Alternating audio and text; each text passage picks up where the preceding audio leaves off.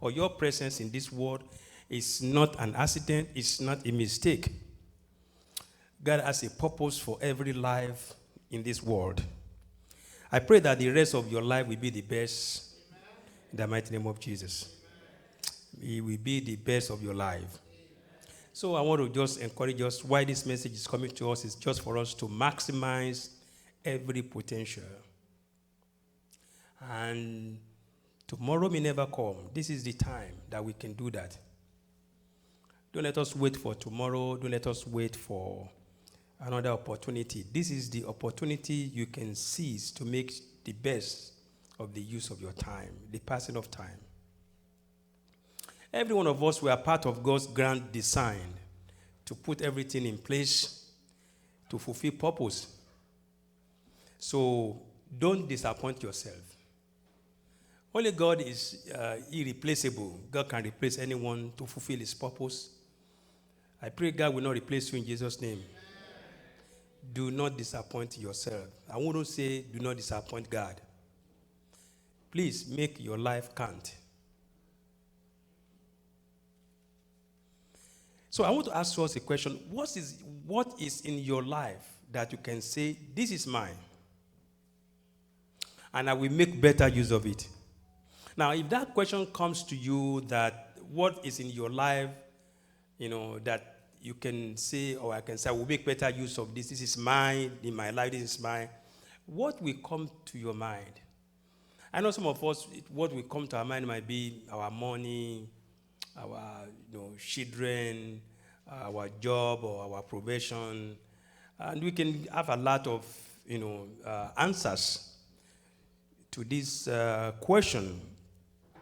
But someone once said this, that we all are tourists, and God is our travel agent who already fixed all our routes, reservations, and destinations. So we are all tourists. We're here, trying to stay for some short time. And putting that in mind, that may help you to answer that question, that what is exactly yours even in this pilgrimage or this tourist venture or engagement we find ourselves. 1 John chapter 2, verse 15 to 17 says, do not love the world or the things in the world. If anyone loves the world, the love of the Father is not in him. For all that is in the world, the lust of the flesh, the lust of the eyes, and the pride of life is not of the Father, but is of the world. And the world is passing away, and the lust of it, but he who does the will of God abides forever. And so what is the will of God for all of us? What is the will of God for all of us? As we were going through Solomon's book, Ecclesiastes, we discovered the conclusion of the matter, that Solomon told us that we should do what? Just very simple. We should love God. We should keep his commandments. And the duty of man on earth is to keep God's commandments. The duty of man on earth is to love the Lord. But why doing that? What is that thing that you can say, in all my pilgrimage on this earth, in all my tourist engagement in this earth, what is mine exactly? That I can say, this is mine, that God has given it to me to make better use of it. I know that some of you might have read this illustration I want to give us. I have like 2 or 3 illustrations this morning. And these are the things that people send to me, and I read them over and over again.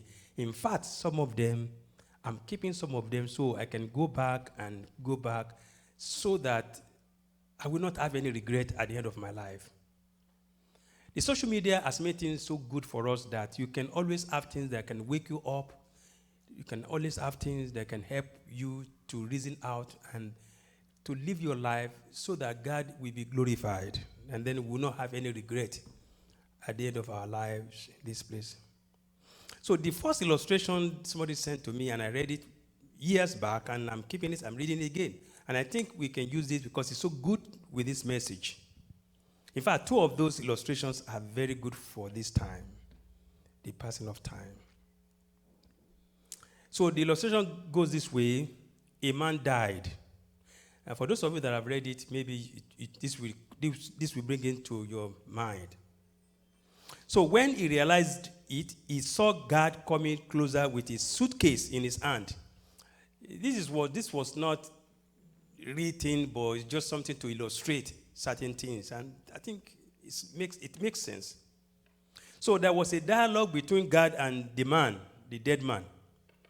So God asked him a question. All right, son, it's time to go. So the man says, so soon? Come on, God, so soon?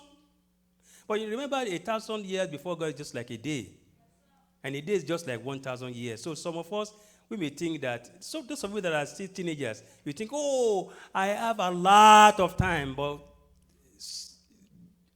Moses said, teach us to number our days. Verse 12 of Psalm 90, and that is our main text. Verse 12 of Psalm 90, that we may put our mind unto wisdom. The numbering of days is very hard, I tell you. To number your days is hard. It's hard for everybody. If they ask you to number your money, you will number it. You can number your money. You can follow your money as it's coming out from here to here. The person is owing you money, the one you have, your paycheck or this. It's easy to number that. But to number our days, honestly speaking, is a big challenge for everybody because everyone thinks it's here forever. So the passing of time is just to tell us, let us number our days so that we can put our mind onto wisdom. Wisdom is a principal thing. If you want to get anything, get wisdom. And if there's something opportunity to get knowledge, and you are getting knowledge right now. So the man said, so soon, I had a lot of plans, God. So God said, I'm sorry, but it's time to go. Nobody ever have it enough. Even when you have 100 years. And that is why some of us, there is no time our loved one will pass that will be first dancing, we will be weeping. Because we don't want them to go. We don't want them to go. Even if they are in their 90s, they are in their 100, you will weep because you don't want them to go. But there is nothing we can do. That is a debt that everybody must pay. So the man said, so when the man says, so soon, I had a lot of plans, God said, I'm sorry, but it's time to go. Man, what do you have in that suitcase? The man was asking God, God, your belongings. Man, my belongings? You know, naked we come, naked we go. You are not going to carry any belonging. Your belonging is taken there. In fact, before you will leave, you already send your what? So you don't need to weigh 50 pounds, weigh something kilogram. No. Your luggage, you are sending it right now. You are sending your luggage. So when we are going, we go what? Naked we come, naked we go. So the man asks, my belongings? You mean my things, clothes, money, etc.? No, God said, those things were never yours. They belong to heart. Then the man said, is it my memories? God said, no, they belong to time. You remember everything you are doing here. And Jesus himself gave the parable of the rich man and Lazarus. They both remembered everything they did while in this flesh. So you remember, because your time belongs to, your memory belongs to time. So when the man says, see my memories, God said, they belong to time. Is it my talent? No, they belong to circumstance.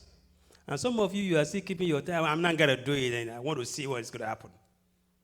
Nothing is going to happen. But God is going to ask you. And there is nobody God did not give something. You remember the parable of talent? The least was somebody was giving one. There was no case of somebody not. You have a purpose, you have a talent. Don't tell me, I can't do anything. You can do. But it belongs to circumstance. So it depends on how you look at it. Man, is it my friends and family? God said, no, son, they belong to the path you traveled. Is it my wife and children? No, they belong to your heart. So love them right now. They belong to your heart. It's our heart that we use to love God. It's our heart that we use to love people, to love our wives, our children. It's your heart. It got to be from your heart, not all these emotions, not all these physical things. Just smiling, and the smile is not coming from the heart. Then the man said, it must be my body. God, no. It belongs to dust. No matter how you do it. Well, I was listening to Sunday school this morning, even while in the office or something. I was listening, the teacher was telling us that this is a tent. This is a tent. It grows old. It is a tent. This is a tent. It's a temporary thing. It's not even, the Bible didn't even say, a big structure. It said tent. You know what I mean by tent? We can blow it. This building is not a tent. This is a rebuilding. But if you have a little tent, wind can take tent, you can blow it, anything can happen to tent. So your body is just like a tent. Then he said, then surely it must be my soul. God said, you are sadly mistaken, son. Your soul belongs to me. The Bible says after God created man from the dust, God breathed into man the breath of life. And man becomes what? A living soul. So when man dies, what God will just do is to take back what he gave to make man a living soul. And then when that thing is taken out because it belongs to God, what happened to the body? If you don't take care of the body right now, it's not the problem of the person who is gone. It's not the problem, it's your problem now. If you don't take it, it could cause bacteria, viruses, odor, everything will be happening. Everything will begin to decay. So it's not your body. Praise the Lord. What belongs to God is your soul. Of course, we can go to that. I've explained that over and over again. You're going to get it back, your body back. Jesus got his own back. But that's another story. And you've heard it before in the message. But your soul belongs to God. And where that soul will go will depend on your decision right now. So have you given your life to Christ? If you are not a Christian, there is nothing we argue about this. You can argue it, but the fact is in the scriptures. I believe the Bible that the only way you can spend eternity with God, a place of peace, a place of joy forever and ever with your soul, is to give your life to Jesus Christ. That is the only way, the only path to heaven. Don't argue this. Just do it. Because if you are saying it is not true, what if it becomes true? There's no remedy in grave. If somebody is telling you that somebody is going to make adjustment for you in grave, it is not biblical. The Bible says after death is what? Judgment. And God is just. So to spend eternity, you got to come through Jesus Christ. Jesus said in John chapter 14, verse 6, I am the way, I am the truth, I am the life. No man comes to the Father except through me. There is no many paths. People are saying many paths to heaven. It's not true. Only one way. God is always like that. One way to heaven. No alternative. But the choice is yours. So choose Christ so you can choose life. Choose Christ, you can choose truth. Choose Christ so you can choose the path back to God. So man with tears in his eyes and full of fear took the suitcase from the girl's hand and opened it. Empty. With heart broken and tears down his cheek, he asked God, Man asked God, I never owned anything. So God answered, that's right.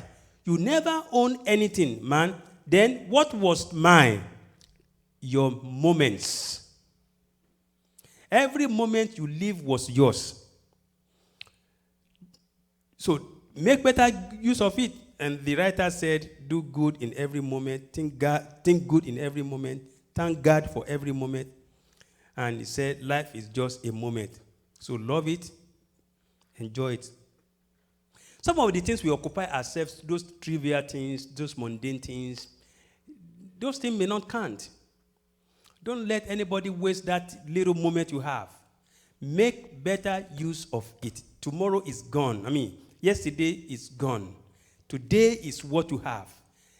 Tomorrow is just a promissory note. It's just somebody promising you. It can change. Tomorrow is not certain. What is certain is this moment. That is yours right now. Make better use of it.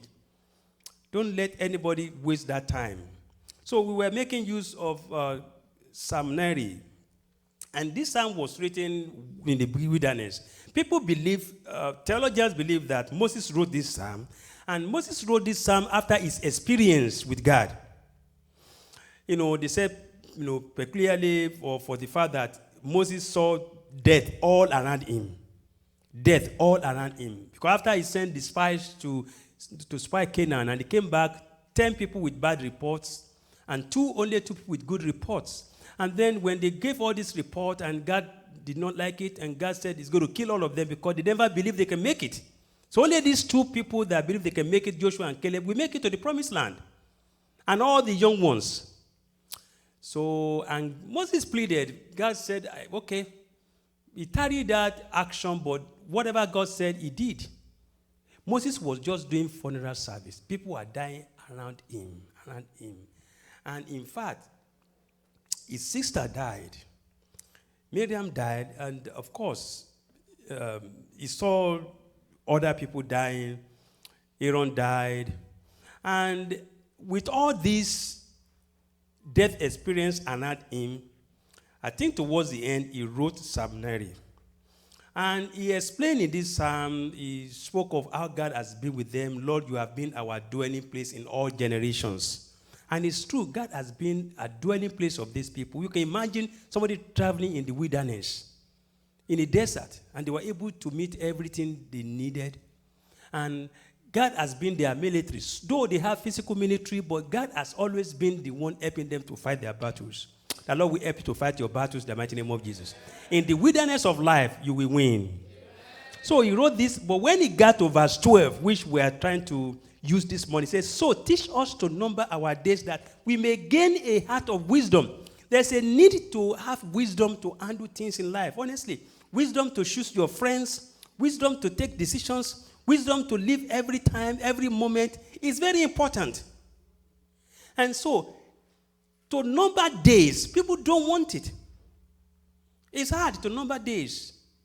It's very hard to believe that you are growing old every day. It's hard to believe that.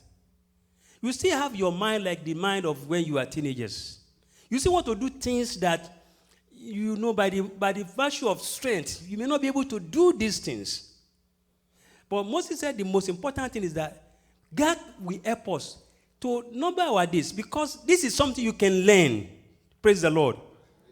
All these things we are discussing, these are things you can learn. You can put yourself in a position to understand life. You can put yourself in a position to take wise decisions in life. We can learn all these things, and that is why we are discussing it today. When you choose your friends with wisdom. If you walk with the wise people, you will be wise. If you go around with dummies, you go around with people, it's not possible, people, you can't do it, people look at you, people, you are ugly, you are not beautiful, people, you should be taller than this. If you go around this kind of people, you will not be able to achieve much. Honestly speaking, because the law of the group will come in place.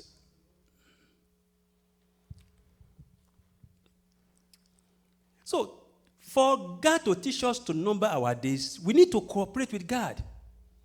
If God is asking us to do something, we have the self-will to decide on what to do. If God is saying this is how to live your life, and you want to live it your own way, God's not going to force you. But the thing is that because you have the power to choose, God himself, he can take the opportunity to choose also the consequences. Praise the Lord. There's not much I can do. I can pray with you. I can share the word of God with you. But it is not for you to understand that what I'm saying is the truth. That is your thinking. Some people, the same word you are hearing today, some people may be thinking that, what is this guy saying? He thinks I don't know better. And some may be receiving this and be processing it and try to make good use of this and applying this in their lives. So, see, it depends on how you look at things. But the Bible is saying, look at things from the eyes of God. Number your days. Allow God to teach you to do that. And the numbering of days has to do with you seizing the opportunity of every time, of every moment, making use of every moment, living your life to count, making your life to have impact in the life of people that will meet you, people that will encounter you, making your life to count on people, on your environment, on the church, on your community, in your family. If you are the husband, using that opportunity to help your wife to achieve greater things. If you are the wife, seizing that opportunity to work with your husband to achieve the greater things, instead of arguing and arguing. Some people, they argue and they argue. That moment they argue, they have no action. No action. No action. Praise the Lord. I have another illustration. Maybe I should say this and then we'll go so we can continue next time. And look, one thing that I think we can think of is the fact that if we are going to take any action, it is now. If we are going to allow God to help us, we should take that action now. We shouldn't be thinking that, I still have the time. I will, when I grow to this age, when I get to this place, when I get to that place, because you never know what tomorrow will bring. It will bring the good thing to you in Jesus' name. But you never know what tomorrow will bring. You never know. And that is why that man was told what to have is this moment. I have another illustration. Let me just quickly go into it. And then I will say this and maybe we close. Yes. This one was sent to me too, and I read it. I read this, and I was able to understand this because my wife and I, we have been to this place. So, by November this year, we make it 10 years that we travel to Israel just to go and see what is there and to see those things written in the Bible. And when we went to the Dead Sea, my wife and I. So when you get to the Dead Sea, and that's that illustration I'm going to give. When you get to the Dead Sea, before I begin to read this illustration, I just want to tell you my own personal experience. The Dead Sea has so many minerals, so many oil. So you are allowed to go and flow. You go and flow on the Dead Sea because they believe it will do what? It will treat your skin. So all of us, they will tell you, the guy will tell you before you leave, you get extra clothes that you're going to use. There's a place you can change. There's a place you can take your bath after you have done that. So my wife and I, we changed. We went to the Dead Sea. We saw everybody. We were flowing. We float on it. And we soak ourselves. You can never sink in the Dead Sea. We soak ourselves. In fact, they told us there are places we sell you some ointment that they made through the Dead Sea salt. You can even buy some Dead Sea salt, or you can take some home as a souvenir. We took some home. We brought some to Chicago as souvenir. The Dead Sea salt. Just to remember. Praise the Lord. So this story is about that. Maybe you have read it. They said the Dead Sea is really a lake. And it is true. It's a lake and not a sea per se. I'm reading it verbatim so I don't miss anything. It's so high in salt content that the human body can float easily.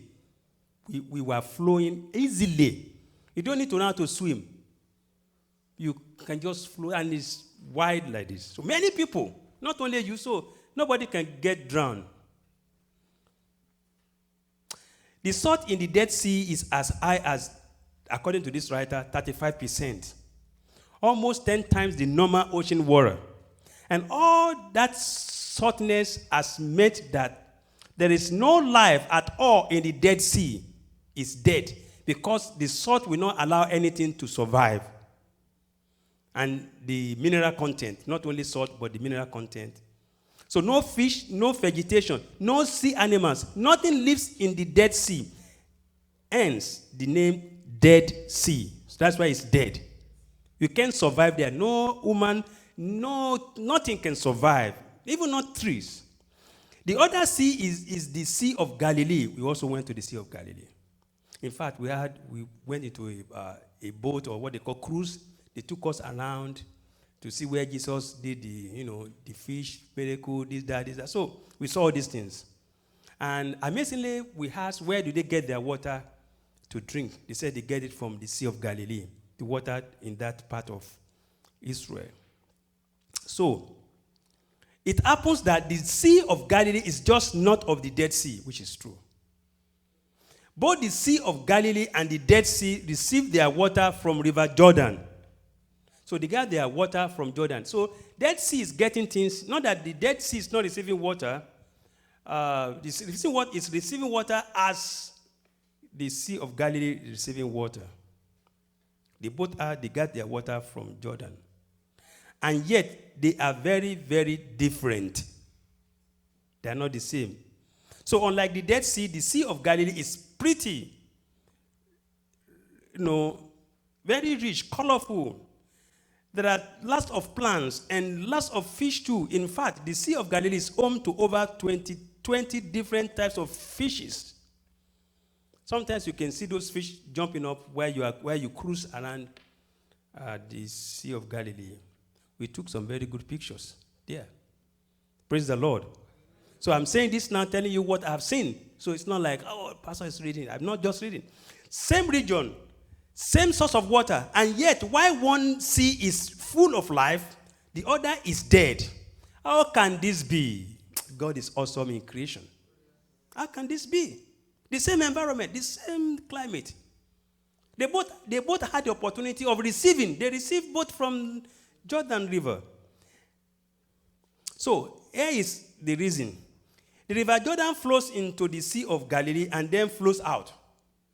It comes in, it comes out. The water simply passes through the Sea of Galilee in and then out. And that keeps the sea healthy and vibrant, teeming with marine life, fresh. It comes in, it goes out. But the Dead Sea is way below the main sea level. That it has no outlet.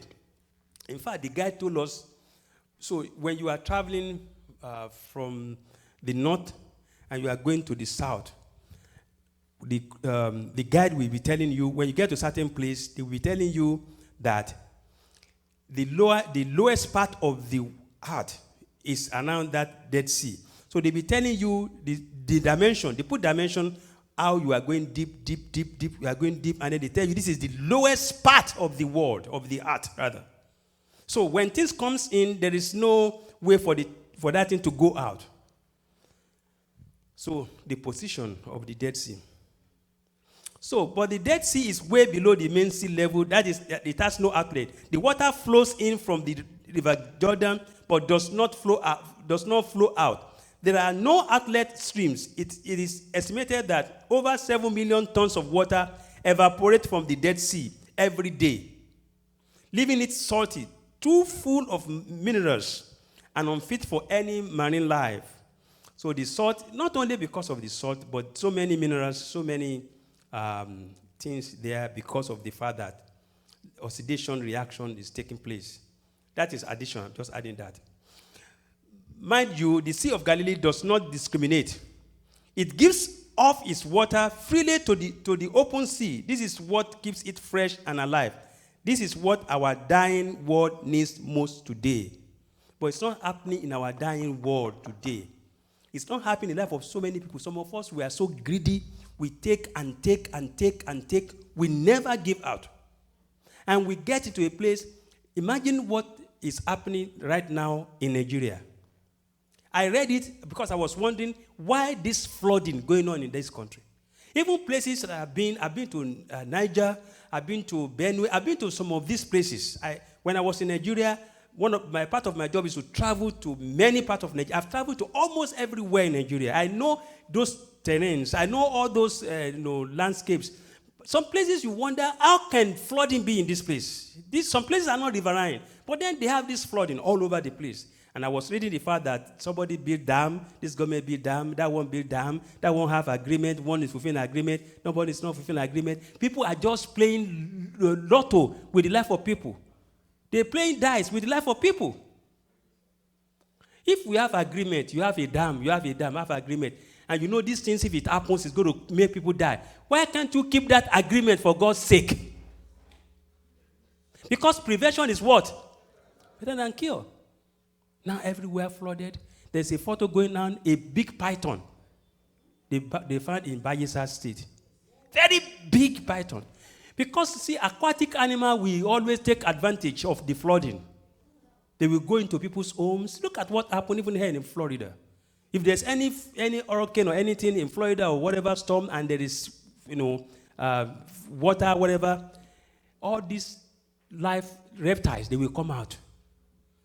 They will come out. And they are aquatic animals. They are carnivorous, rather, animals. And so they are going to do what? They will eat people. That python is so big that it can take 7 feet person. Knock that person down. God have mercy. Because why do we have all this problem? Because people, they take and they take and they take and they take and they take. Even here in this country, there are some people, they are so greedy, they take this money, if not because of the rules of law, we'll all be in trouble. They take and take and take and take and take. And how much money can you spend per day, for God's sake? Ask me, how many food can you eat per day, for God's sake? Why are you so selfish? Why are you not thinking of people? So, some people are like Dead Sea. They take and take and take, and their mindset is that I will shop and shop. My generations, my grandchildren, my great-grandchildren, they will all be okay. Who told you that? Solomon said in Ecclesiastes that we just read, he had it all. He said, who knows the person who's going to take over that wealth? If that person is lunatic, this thing you gather for 60 years or whatever years you have gathered this thing, that person can just blow it in a second. Because it doesn't cause that person to blow it. Because it doesn't know what you pass through to have it. Praise the Lord. So what is the lesson we can learn from what I read? Think about this. Life is not just about getting. Hello? It's not just about getting for God's sake. It's not. It's about giving. And the time is passing. We all need to be a bit like the Sea of Galilee. We give out. We are fortunate to have wealth. You are blessed to have wealth. You are blessed to have money. If you tell me you are not rich, don't tell me that. If you are in this church today, if you are in this church, you are a rich man. You are a rich woman. Praise the Lord. Do you know some people are living under $1 per day in the world? Under $1 per day in the world. And you are saying, I don't have money. And look at, if I talk to some of you, Pastor, I'm struggling. Your face is shining like this. You are struggling? What's struggling? The face is shining, you are smiling, everything is, you dress gorgeously, you're looking wonderful. Say, I'm struggling. You will not struggle in Jesus' name. If you are blessed to have wealth, to have knowledge, some of you have knowledge. You are highly educated. Most of you here, you are educated. I'm speaking English, you are listening to me. Some of you can speak 2 languages. And you had Pidgin, making 3 languages. It's a language. Pidgin. I have a colleague in the office, a Caucasian. In fact, an Irishman. Is learning Pidgin. Seriously.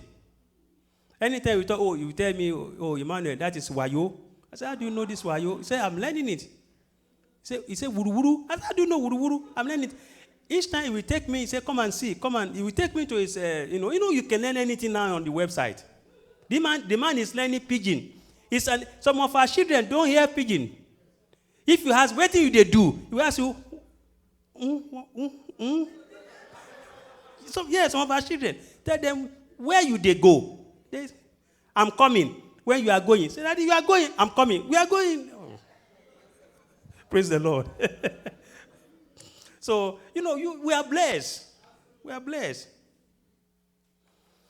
Of course, we have love, we have respect. We have all these things. So the writer said, but if we don't learn to give, we could all end up like the Dead Sea.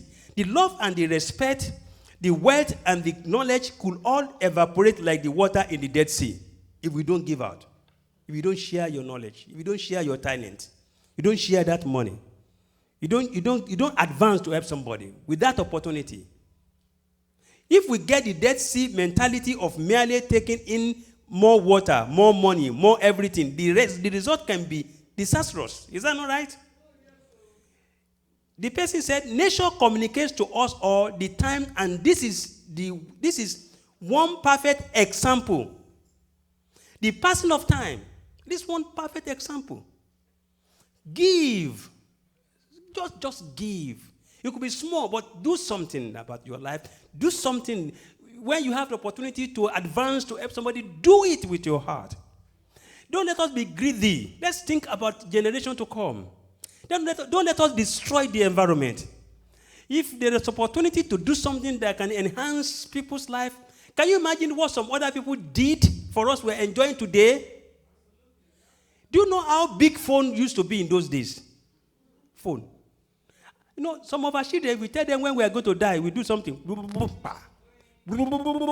And if you make mistake, you must put your hands in that number. You must roll it to the end. If you ask children, they will say, what is that? What is that? Now they have, all of them, they have iPhone 16, iPhone this, an Android this, they have all those things. And you tell them, don't watch television. Don't watch, and you give them phone to stay in their room. Say, don't watch television. They will watch movies. They will everything. In this small phone you give them. And the advancement is so marvelous. My phone, I was doing something, and I sync my phone with my iPad. I never knew that can happen. I just try it. So I copy a document, cut a document here. Instead for me to be, finding a way to do it, I copy a document here, and I open my iPad. I went to where I put it there. I pasted it. It got inside. I was excited. My life so easy. I told my wife, "Hey, I got it." But do you know there are functions in this phone that our children they know we don't know. There are functions. This thing we carry around, so many functions that we don't know. If the people that design this, they hold it, they don't give it out, are you going to be able to enjoy it? Some of us were hiding everything. You do everything so secret. The passing of time. Time is going. Don't wait. Don't just wait and tell me stories. Do something to make life better for somebody. Praise the Lord. So he said, in the sea of your own life, make outlets. Many outlets for love, for peace, for happiness, for joy, and everything else you get in your life. Make sure you don't just get. Give as well. Give as well. Do something to help somebody. Some of us, we don't want to do except somebody is paying us. Do you know I've had the experience? Some people, you want them to come and help this church, help this church. What are they thinking? They're thinking of money. It's money. Money. Money. Money. People you think that can at least give you a break. Oh, this has to do with the church. Okay, Pastor, I will use my time. No. As soon as you don't talk about money, they change attitude. Praise the Lord. I know what I'm telling you. It's serious. But you have to spend money, right? You spend money. So we give it to you. And when you look at the life of people like that, there is not much difference between those people and people that are generous. People that are generous, no difference. In fact, people that are generous, they have more peace, they have more happiness. They go back rejoicing. Because they have done what? Because they are ready to give. Praise God. He said, and I want to close. He said, open the taps and you will open the floodgates to happiness. Make it a habit to share and enjoy your life with other people. And of course, life is such that either you like it or not, it's passing. Either you like it or not, it's going. Either you do it, you don't do it. Someone else is going to do it. And such a thing about life, what even really struck me about life is that eventually you will discover that that thing you don't want to do, that thing you said, I am not going to do it, and nobody's going to do it, God can just raise someone from nowhere to do it. Praise the Lord. The passing of time. I don't know if I've spoken to somebody today with these two illustrations. I have so many of them. But one thing I know is that one of wonderful things God made for us is to have created time. God created time. As I'm talking to you, I'm looking at time, I'm watching. I don't want to take too much of your time because you have so many other things to do. And some of you are waiting, want to go back to work today. Some of you are just coming from work. Can you imagine if there is no time? If everything is just do it as you like it, it will have been a big problem. So we have time, everything is going. And as we have time, remember the biological time, like I said in part 1 of the passing of time. God has placed in your system biological time. There are certain things you have to do at a certain time. That if you don't do those things right now, you want to push it, you may not be able to do those things exactly as you're supposed to have done them if you had done them at the right time. The Bible says God made everything beautiful in his time. The Lord will bless you in Jesus' name. Make the best use of your time. What you got is now, is this moment. If there are things you are planning to do, do it. Start now. Don't say tomorrow. Because tomorrow may not come. And there is no spare tire when it has to do with life. There's nothing like, I will come back and reuse my life. This is the only one life that you have. There is no alternative. There is no spare. And I pray you will not regret at the end in Jesus' name. Father, we thank you, bless you for this time and opportunity. Thank you for giving us this time to dwell in your word. We pray that what you have told us or what we have heard, help us to make better use of this. Give us mind to receive and mind to give, mind to process and mind to make better use. I know the doer of your word will be justified at the end. Help us to be the doer of your word. In Jesus' mighty name we have prayed. Praise the Lord. So as we come together for the offering, I want to thank